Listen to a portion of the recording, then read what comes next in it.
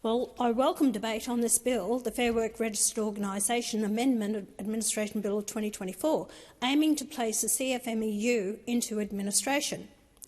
We should really be aiming to place the CFMEU in prison. But this criminal union's puppets in the Australian Labor Party will never go for that, or go that far, for a matter of fact.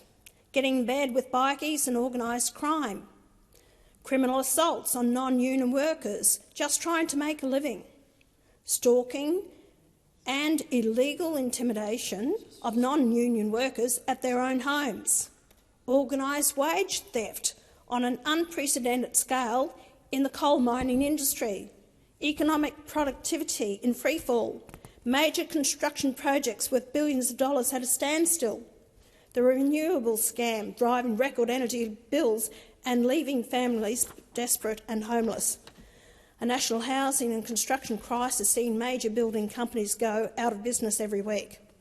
The CFMEU and their Labor puppets are directly responsible for all of these things, and this is mostly just in Queensland.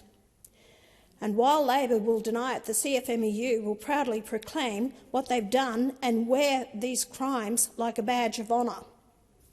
Labor unleashed these criminals to hold Queensland's economy hostage, faithfully eliminating any and all barriers and checks on the CFMEU's conduct and power. The Greens and Senator David Pocock are accomplices to these crimes by backing the abolition of the Australian Building and Construction Commission, the ABCC. This legislation we're debating today is a classic case of shutting the stable door long after the horse has bolted.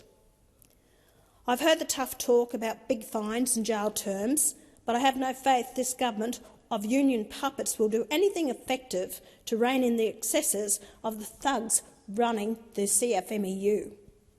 That's because Labor has enabled these excesses. Right now, Brisbane is hosting ECA, the largest annual event in Queensland with an average of 400,000 people going every year. For the second year running, people going to ECA will be unable to use the exhibition train station thanks to CFMEU protests delaying safety certification. The larger issue is the $6.3 billion Cross River Rail project, already months behind deadline, with costs blowing out last year by almost $1 billion thanks to the CFMEU. In May this year, CFMEU thugs physically assaulted non-union workers attempting to enter a Cross River Rail worksite to do a day's work. These gutless cowards can be heard in the footage saying people were not permitted to cross what they've called a picket line. The entitlement is breathtaking. These thugs actually believed that standing in a line gave them the authority to ignore the law and physically harm people. Even worse, they followed one of the non-union workers to his home and committed another physical assault. This disgusting, unwarranted entitlement has been enabled by the union's Labor Party puppets. The criminal bosses of the CFMEU know that no matter what their members do, no matter what law they break, Labor governments will always have their back. It was there for all to see in the innocent denials from union-affiliated Labor ministers that they were unaware of the CFMEU's links to organised crime and the criminal behaviour of some of its members. That's why the CFMEU has all the characteristics of a toxic weed. It will always grow back to harm the economy, harm innocent workers, get in bed with organised crime and cost taxpayers and investors billions of dollars. Labor has been embarrassed into acting after years of enabling this criminal behaviour, but you'd be forgiven for believing nothing will change. Labor is thoroughly cowed by the CFMEU.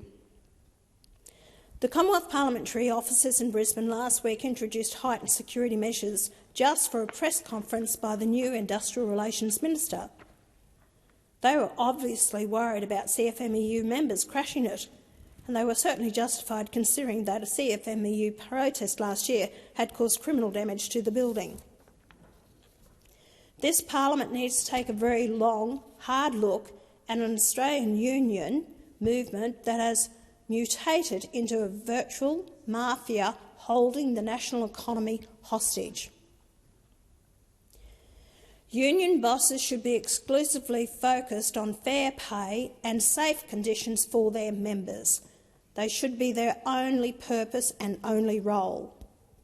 It is not their role to force union membership on workers who do not want it, and that constitutes the vast majority of workers in Australia.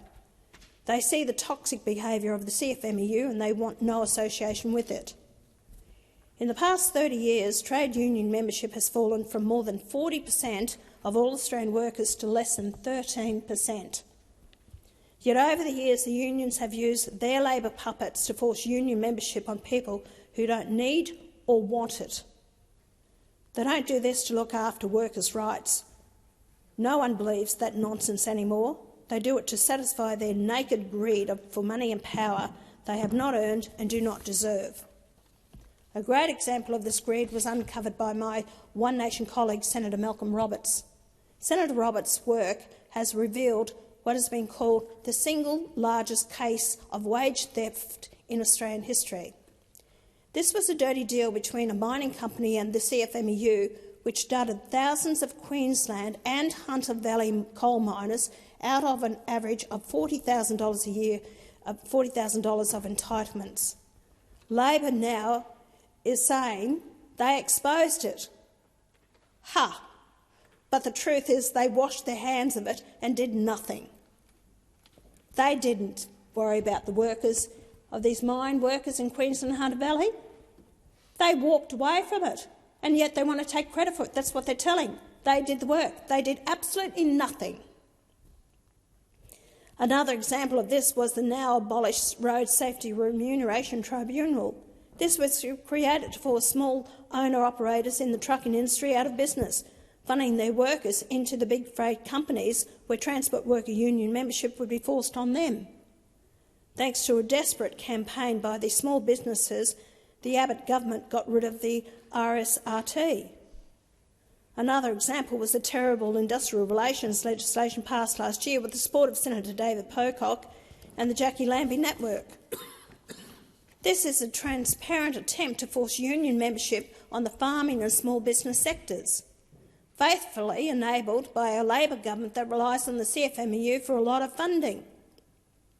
Where was the new Industrial Relations Minister when this was forced on the Australian farmers he was supposed to defend as the Agricultural Minister at the time? He was voting for it and promoting it. That's why I have absolutely no confidence Labor will undertake more than an ineffective token measures against the criminal bosses of the CFMEU. This is evident in the legislation before us. It looks good at a first glance, but when you read it closely, there is a lot of wriggle room for Minister Watt to protect the CFMEU. Describing the process for placing divisions of the CFMEU into administration as a scheme, Section 323B of the bill says the Minister may,